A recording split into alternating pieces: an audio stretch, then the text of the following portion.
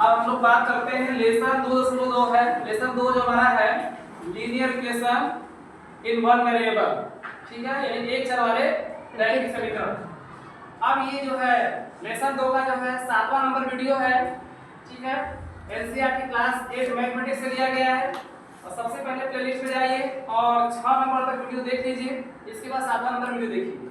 आज हम लोग इस वीडियो में त्रिभुज के विषय में अच्छे से चर्चा करेंगे, त्रिभुज का पोस्टमार्टम करेंगे, ठीक है।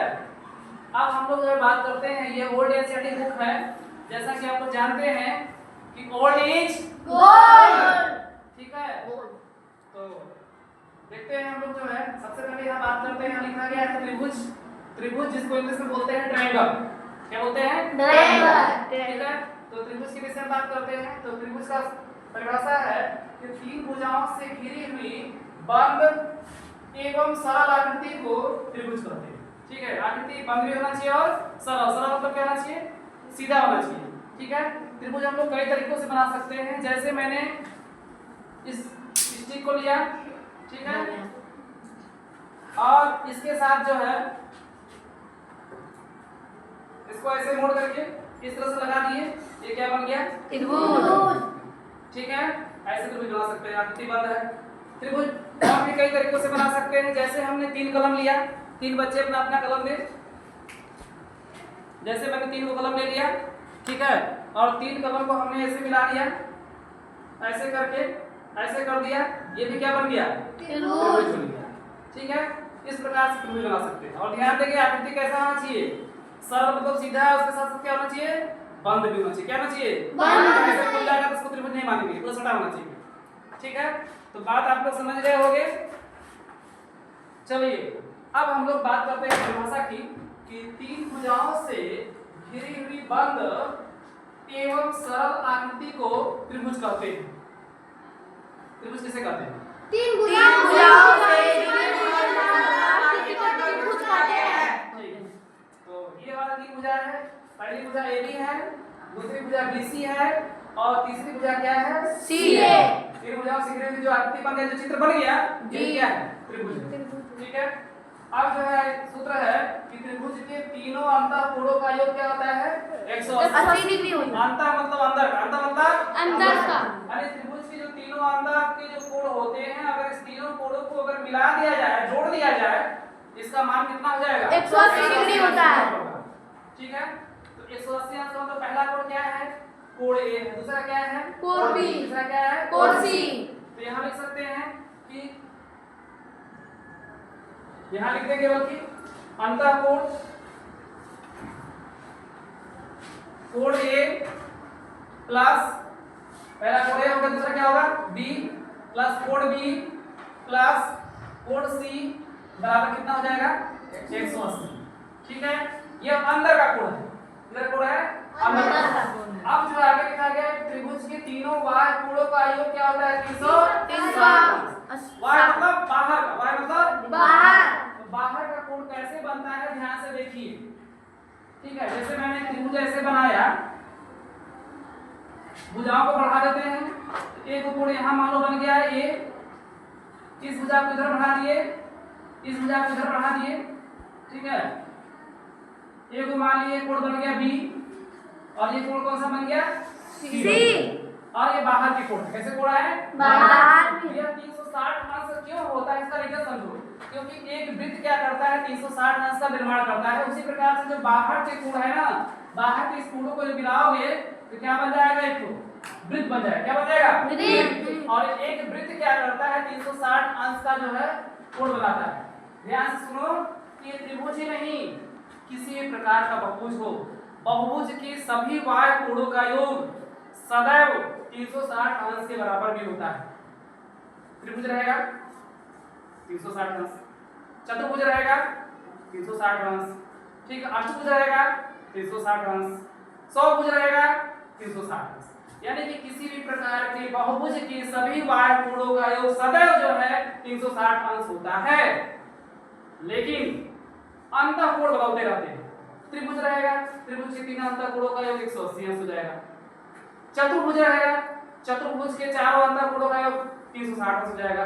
पंचभुज रहेगा, पंचभुज के अंतःकोणों का योग 40 अंश होगा। यानी कि अंतः कोण का जो योग है वह बदलता रहेगा, लेकिन बाह्य कोण का योग बदलेगा नहीं। ठीक है, तो त्रिभुज के तीनों बाह्य कोणों का योग जो है 360 अंश का, बाह्य मतलब बाहर, तो बाहर ले लेंगे बाह्य कोण लिख देंगे बाह्य कोण। तो पहला बाह्य कोण क्या है? कोण ए है, क्या है? ए।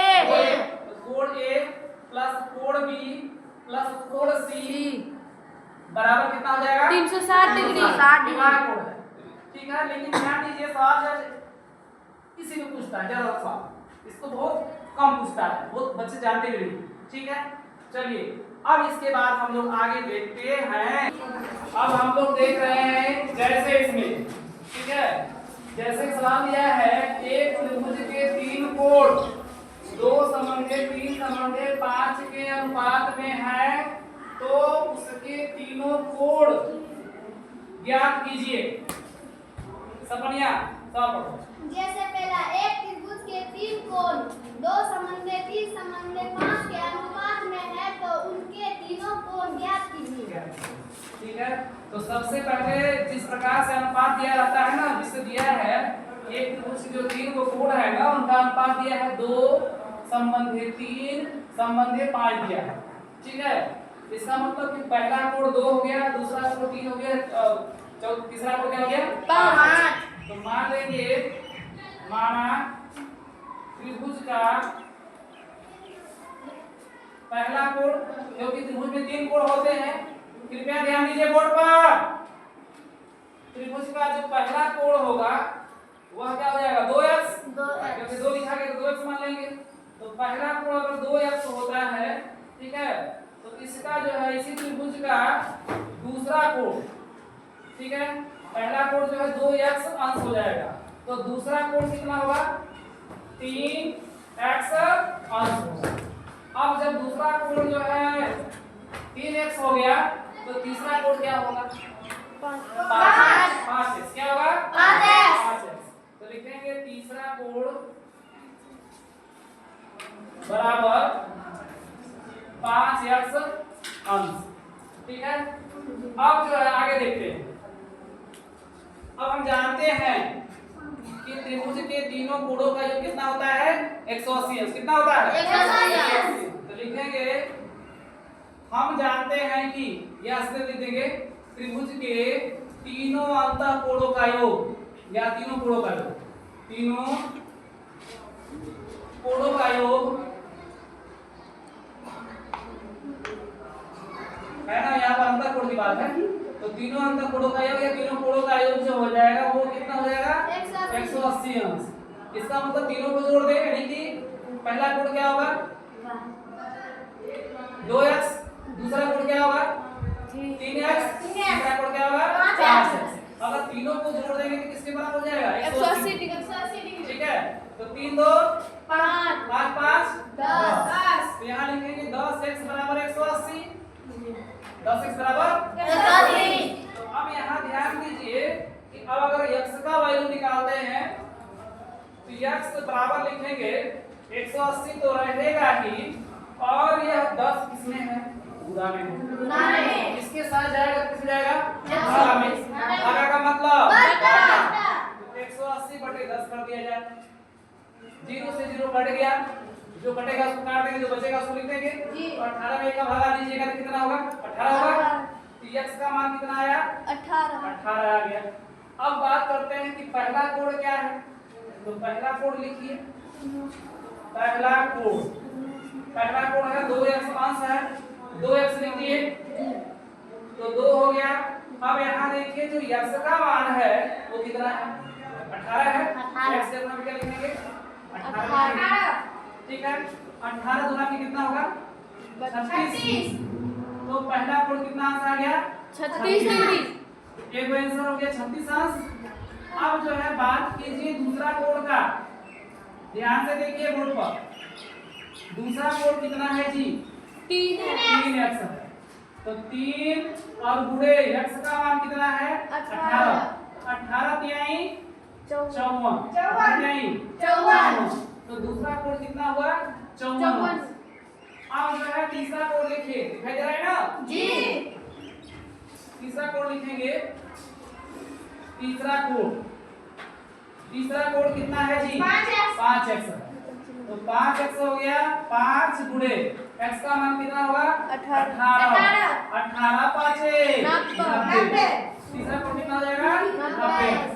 तीनों आ गया। पहला कोण जो होगा वो 36 अंश होगा, दूसरा कोण 54 अंश और तीसरा कोण जो है 90 अंश। अब आगे देखते हैं।